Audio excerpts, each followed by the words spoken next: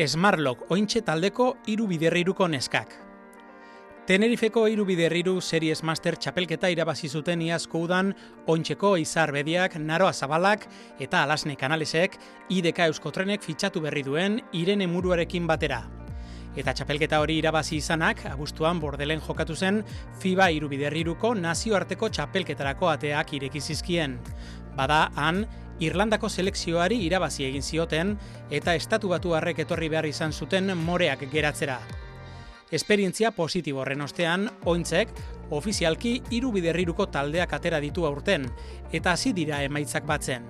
Valentzian duela aste batzuk Smartlock ointzeko neskak izan ziren onenak eta Le Mans hirian jokatu berri duten torneoan 3. geratu dira. Mondrate.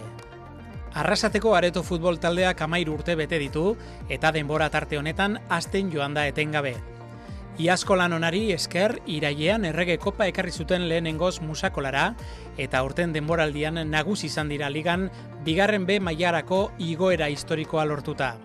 Gipuzkoako Futbol Federazioak lorpen hori aitortu berri dio Gipuzkoako Areto futboleko talde onena izendatu dutelako. Ia zeurak izan ziren AKS ariketako protagonistetako batzuk. Mondragon Unibertsitateko senior mailako gizonezkoen taldea. 14 urtez eban jokatu eta gero, gaur egungo FEB 3 mailan, ointzeko zuzendaritzak erabaki zaila hartu zuen iazko denboraldian, kategoria horri muzin egitea. Atzean zegoen motiboa sinplea zen, belaunaldi aldaketa batera hobeto gokitzea.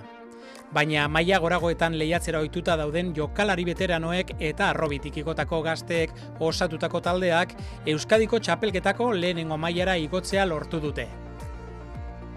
Geurea rugby taldeko neskak.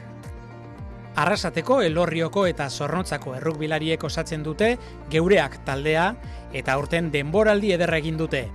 Etxean mojategin, launikari irabazita lortu zuten astebete geroago Zarautzen jokatu behar zuten final handirako sailkatzea.